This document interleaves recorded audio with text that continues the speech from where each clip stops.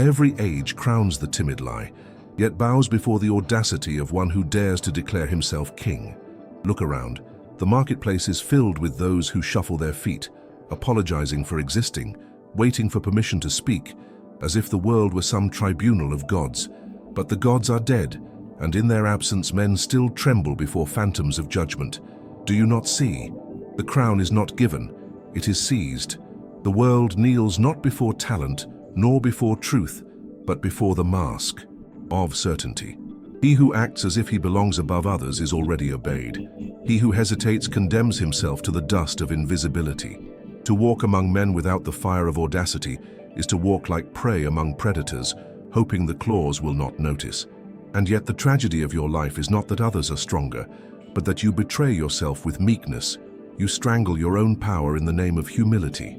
Humility is the last refuge of the unseen, a disguise of weakness dressed as virtue. But virtue without power is nothing but cowardice.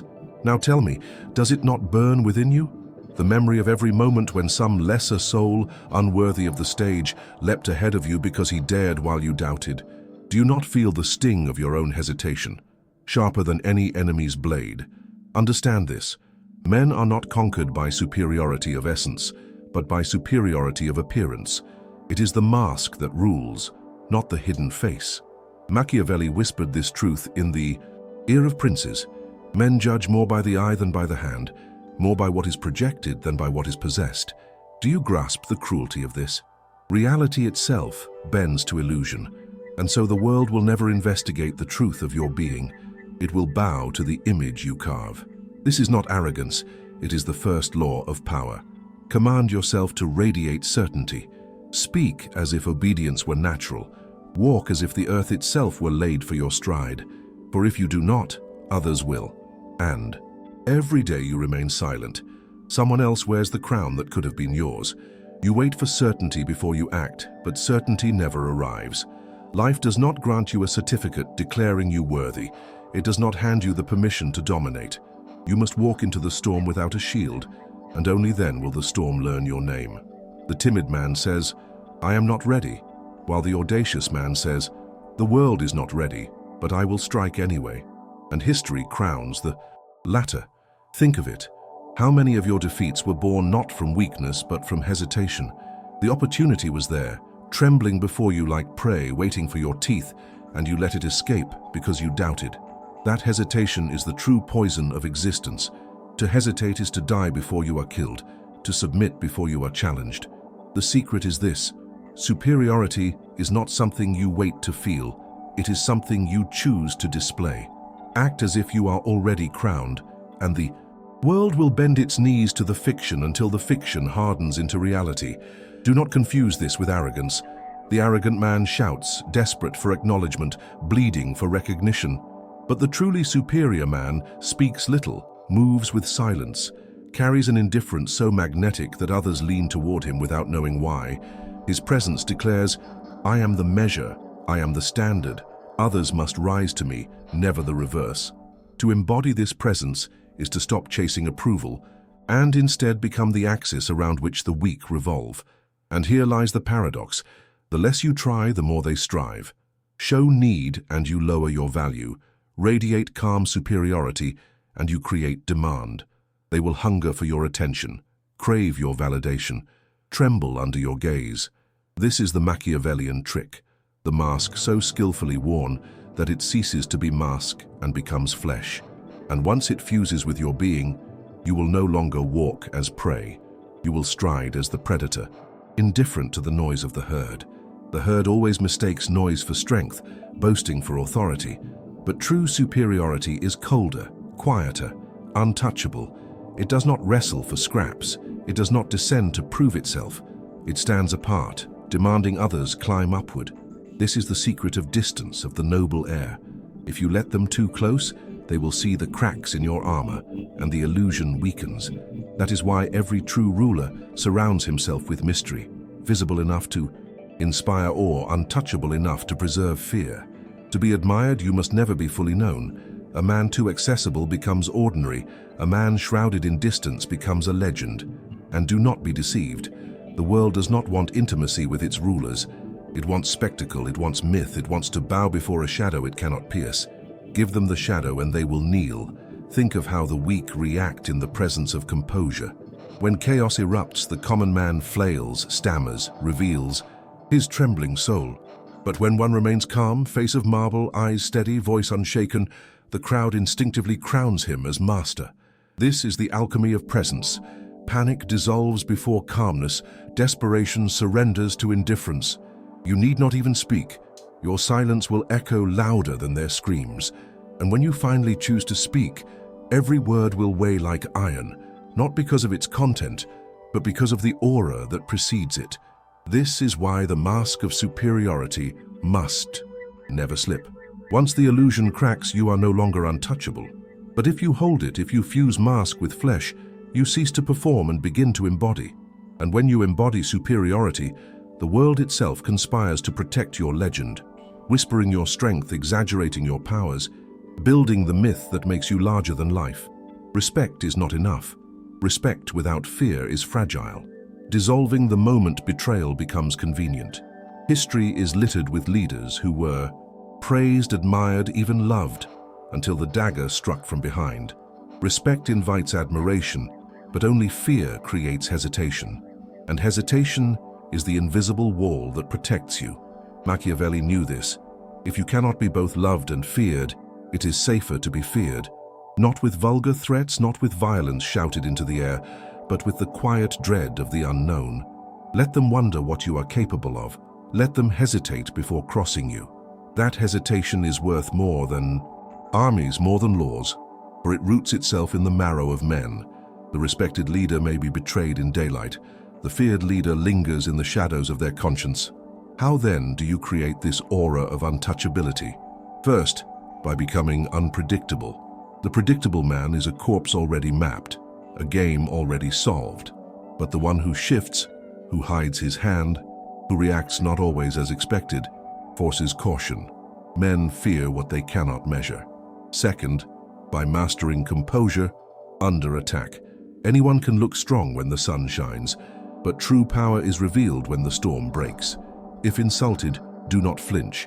If challenged, remain amused. Your calmness under fire is a declaration that no weapon can pierce you. Third, enforce consequences without spectacle. Those who cross you must feel the weight of misfortune, but let it come silently, without your finger visible. A whispered warning in their soul. Do not touch him. And finally, rise above petty battles. Do not wrestle in the mud with lesser men. To ignore them is the deepest wound you can inflict, for the ignored adversary dies not by your hand, but by the unbearable weight of his own insignificance. Untouchability is not exile. It is not the hermit's cave, nor the ghost's retreat into shadows. It is presence sharpened into weapon. To be untouchable is to move through the world as if nothing could stain you, as if insult, envy, or doubt slid from your skin like rain on stone. People sense this. They adjust their voices, measure their words, watch their gestures in your presence. They do not do this because you demanded it. They do it because your aura dictates it. This is how true power is exercised, not by raising your voice, but by forcing others to lower theirs. Not by demanding space, but by making them afraid to trespass on yours. Such authority cannot be begged, cannot be explained. It must be carried in silence, like a secret flame that warms you while burning others who dare too. Close. Look to the great figures of history. Caesar did not ask for reverence. Men trembled when he entered. Napoleon did not beg for loyalty. The world bent around his will like iron in fire. Even in modern times, the most feared leaders did not always need to shout. Their indifference was louder than any army's march. That is the essence of aura. When others fear disappointing you more than they fear death itself. And do not confuse this with brutality. True untouchability is not the crude terror of violence, but the subtle terror of presence. A man who strikes may inspire hatred. A man who remains composed while others crumble inspires something deeper, the fear of disobedience itself. Once you reach this point, you are no longer a participant in the petty struggles of men. You exist on another plane, where your silence weighs more than their wars, and your mere gaze rearranges the hierarchy of the room. Understand this hidden law of power. It does not matter what is true. It matters what others believe to be true. Men live not by reality, but by interpretation. And he who frames the interpretation commands the world. If you do not seize the frame, someone else will. And once another sets the frame, you are trapped, playing on their battlefield by their rules, within their definitions. This is why so many powerful men fell. They allowed others to define them, to corner them in labels of weakness, arrogance, or unworthiness. But he who commands the frame needs no defense, for he has already dictated the terms.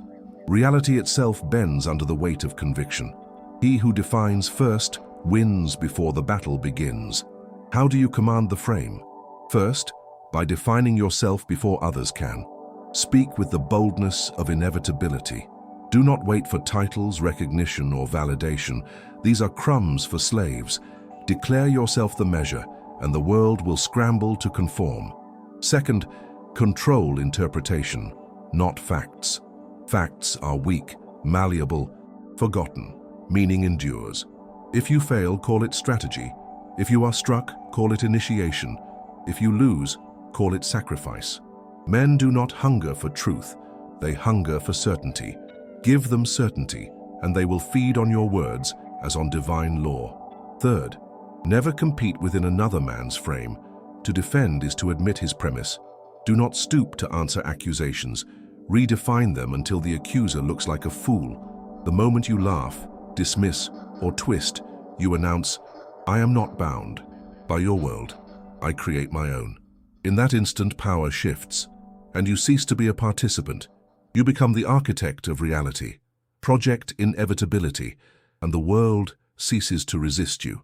Men may argue against strength, they may plot against brilliance, but they crumble before destiny.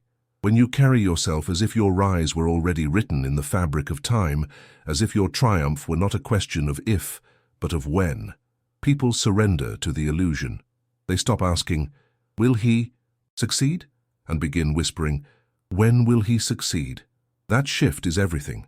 Resistance dissolves, rebellion softens, and even your enemies become unwitting heralds of your inevitability. Do you see the power of this? To embody inevitability is to walk with the weight of prophecy, to cloak yourself in the myth of destiny. Men do not fight destiny, they adapt to it. But beware, the frame collapses the moment you beg for belief. The louder you shout your superiority, the weaker you appear. The true master assumes belief, never requests it. His silence is a throne, his certainty a crown. Look at Alexander. Did he ask men to believe in his divinity? No. He acted as if it were unquestionable, and the world adjusted. Look at the inventors of myths, the creators of religions, the architects of nations. They spoke as if the cosmos itself had placed a seal upon them, and others bowed to that conviction. Power does not come from truth. It comes from the audacity to declare truth. If the world resists, hold the frame longer. If they laugh, let them laugh until the laughter dies in their throats. For the one who holds his conviction unshaken becomes the axis around which reality spins. The world crowns not those who wait, but those who dare to wear the crown before it is offered. Hesitation is death, hesitation is decay. Hesitation is the silent rot of every would-be conqueror. Every time you held back, another less deserving, less prepared, less intelligent than you stepped forward, and seized what could have been yours. This is the great humiliation of life. It does not reward merit, it rewards audacity. You thought patience was virtue, but patience is only camouflage for cowardice. You thought humility was noble, but humility is only the mask of those too afraid to claim what burns in their blood. The law is brutal, yet undeniable. The bold rise, the timid sink. Confidence is not the fruit of readiness. It is the seed from which readiness grows. You wait until you feel certain, until you feel powerful, until you feel invincible, but that day never comes. The secret is to act before the feeling, to wear confidence like a cloak even when your skin trembles beneath it. Walk taller than you feel, speak with more certainty than you believe, and soon the mask fuses with your flesh. This is not deception, it is transformation. For the body learns from posture, the mind bends to voice, the soul reshapes itself around the image you project. What begins as performance becomes identity, and once identity is forged, no force can tear it away. The timid actor becomes the ruler of men, not because he was born superior, but because he dared to declare himself so. The weak whisper against you, they mock, they doubt, they hope for your fall. But do you not see? Their whispers are proof of your dominion. Men do not envy the invisible, they envy the sun that burns their eyes. Their resistance is not refutation, it is confession. Every doubt cast against you is testimony that your presence disturbs them, that you occupy their thoughts like a shadow they cannot escape. They dream of your downfall because your ascent has already wounded them. Let them resist, let them sneer. Even their rebellion revolves around you, orbiting your gravity. The imitator reveals who the original is. The critic reveals who the master is. Their very hatred becomes fuel, their envy becomes homage. For the one who dominates the imagination of others, even as an enemy, already rules them. So carry yourself with the certainty of one who knows no rival. Enter every room not with noise but with presence, not with arrogance but with inevitability. Do not announce yourself. The air must change when you appear. Do not demand attention. Attention must collapse into you as water flows to the lowest point. This is how superiority operates. It is not discovered, it is declared. And once declared with conviction, the world adapts, reshaping itself to your posture. They measure themselves against you, they copy your words, they mimic your gestures, they echo your silence. Even when they try to oppose you, they cannot escape your orbit, for their opposition still acknowledges your centrality. The true conqueror is not the one who forces submission by chains, but the one who becomes the secret reference point of every soul around him. That is power beyond armies, beyond thrones, the power of inevitability made flesh.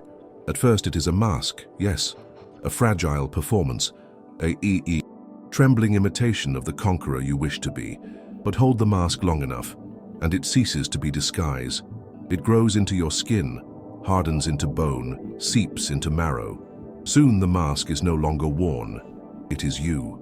The hesitant voice becomes firm, the uncertain stride becomes steady, the borrowed authority becomes natural law. This is the Machiavellian transformation, to act as if until the world believes, and then to believe because the world has already surrendered. And what is belief if not the most unbreakable chain? You first deceive others, but in the end you deceive yourself into greatness. The lie of superiority becomes the truth of your being. Do not think this is vanity. Vanity is fragile, desperate for mirrors, addicted to applause. What I speak of is discipline, the iron ritual of embodying superiority until it carves itself into fate. Every interaction, every glance, every word must reinforce the illusion, until illusion and reality are indistinguishable. That is why weakness must never show its face in public, bleed in solitude, suffer in silence, despair in secret, but before the eyes of men, remain unshaken. For once the cracks appear, once the mask slips, they will no longer see the conqueror, they will see a fraud. And a fraud loses not just power but dignity. To fall from superiority is to fall lower than the herd itself. Better to die standing as illusion than to live crawling in unveiled weakness. Respect alone is too fragile a foundation for power. Respect without fear dissolves like smoke at the first wind of convenience. Men respect their teachers, their friends, their idols, yet betray them when survival demands it. But the one who is feared, even subtly, even silently, is never so easily betrayed. Fear builds invisible walls that admiration cannot. It is hesitation, that sacred pause before rebellion, that preserves the ruler when respect would have failed. Machiavelli knew this, and history confirms it. Loved leaders are abandoned. Feared leaders are remembered. To inspire fear without tyranny, dread without cruelty, that is the rare art of the untouchable. How then is this aura woven? Not by roaring threats, but by the tremor of unpredictability. If they cannot predict you, they cannot control you. If they cannot measure you, they cannot challenge you. Remain composed under assault, amused by insult, silent in the face of provocation. Let them discover that every attack against you vanishes into nothingness, absorbed by your indifference. And yet when betrayal comes, let the consequences arrive. Silent, merciless, unmistakable. Never announce them, never explain. Let misfortune whisper the lesson in their bones. Soon others will warn each other in hushed tones, "Do not cross him." That is the true fortress of power, built not of stone but of fear wrapped in silence. Do not mistake untouchability for isolation. The ghost who hides in caves may be unseen, but he commands nothing. Untouchability is not retreat. It is presence sharpened into a weapon. You must remain visible yet never fully accessible, admired yet never fully known. Mystery is not a cloak to hide in, but a crown to wear. Men bow not to what they understand, but to what they cannot pierce. The unknown magnifies you, stretches your shadow across their imagination, and imagination is the throne upon which all rulers sit. Once they think of you as more than human, once they hesitate to approach too closely, you have ascended beyond the herd. This is why the truly superior do not compete with noise. The loudest voice in the room is rarely the most powerful. It is usually the most insecure. The superior need not raise his tone. His silence thunders louder. Words carefully chosen strike harder than endless chatter. Just as lightning commands more awe than 1,000 candles, the master knows that attention must be drawn, not chased. Let others fight for scraps of recognition, bleeding themselves for approval. You remain composed, indifferent, magnetic, and in that indifference they will bend toward you, desperate to prove themselves worthy of your notice. Power is not seized in frenzy, it is held in the still hand, in the gaze that does not waver, in the calmness that makes others crumble. Superiority is not about shouting your greatness, nor parading your victories like a jester jingling his bells. That is the desperation of the insecure, the self-betrayal of those who beg to be seen. True superiority is a quiet declaration. It does not argue, it does not prove, it does not beg. It simply is. When you enter a room, your stillness must weigh heavier than their noise.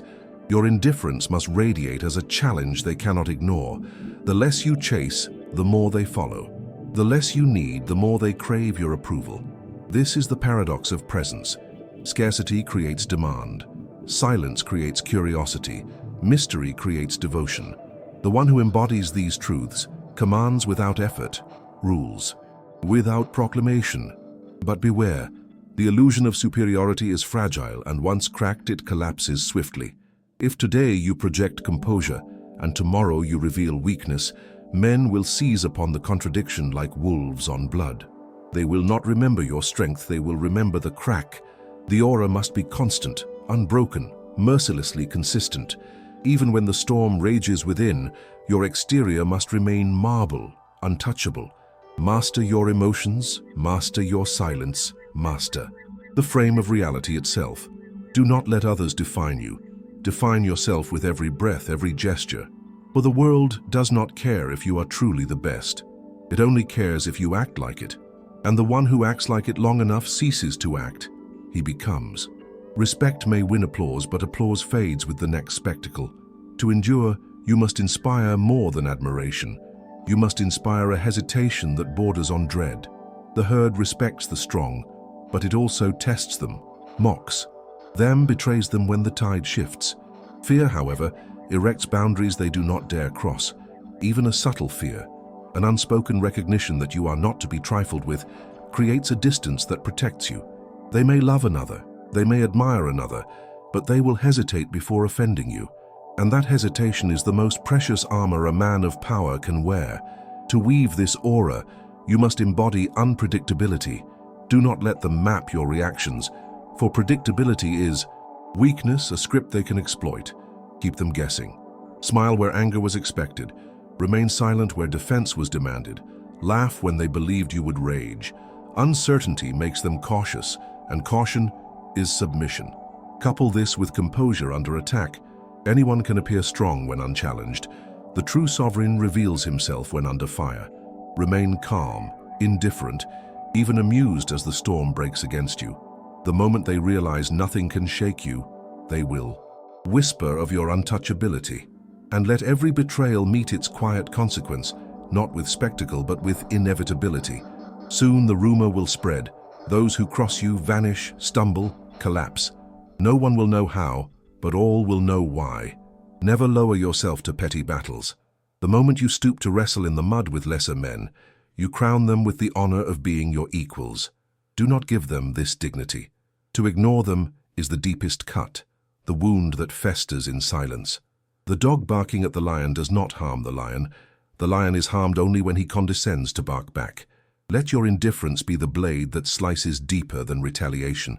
For the truly untouchable do not need to crush their enemies. They erase them through silence, making them irrelevant, unseen, forgotten. And there is no death more complete than obscurity. But untouchability is not cold detachment from life. It is the discipline of embodying presence so unshaken that others cannot help but adjust themselves around you. Watch how they grow careful in their words, soften their tone, measure their steps when you enter. Not because you commanded them, but because your aura commands. This is not arrogance, it is inevitability. Think of Caesar, of Napoleon, of every figure who made history bend. They were not merely respected, they were feared to offend, feared to resist, feared to rival. And that fear granted them space, protection, and elevation above ordinary men. Learn from them. Untouchability is not isolation, it is ascension. It is not retreat, but dominion. Power is not in proving yourself, it is in acting as if proof were unnecessary. The herd demands evidence, demands justification, demands humility, but the sovereign provides none of these. He carries himself with the quiet conviction that his place is unquestionable, and so it becomes unquestioned. Men do not follow the most skilled, nor the most moral, nor the most deserving. They follow the one who moves as though leadership were his birthright. This is why hesitation kills, why waiting for recognition condemns you to obscurity. Recognition is not given. It is seized through presence, through certainty, through the ruthless audacity to declare, "I am the standard." When you embody this standard, something shifts in the atmosphere. People unconsciously measure themselves against you. They echo your words, imitate your gestures, adjust their ambitions to your shadow. Even in opposition, they cannot escape you, for their rebellion still acknowledges your centrality.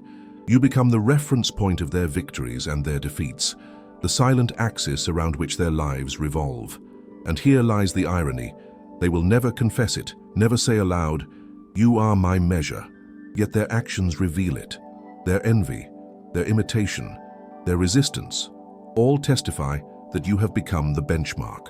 This is the highest form of domination, for it requires no chains, no commands. You enslave them with their own comparisons. This path begins with a mask but ends with transformation. At first you wear confidence like a costume, fragile and uncertain, stitched together by will alone. But over time, the act becomes identity, the posture becomes habit, the illusion becomes truth. You cease to play at superiority. You are superior, for the world has already accepted it, and you have forged yourself in the furnace of your own audacity. This is the Machiavellian metamorphosis, to declare yourself the standard, to endure the sneers of the timid, and to outlast them until their sneers become whispers of awe. The mask that once protected you becomes your face, and the world bows before it as fact. Now the choice stands before you, naked and merciless.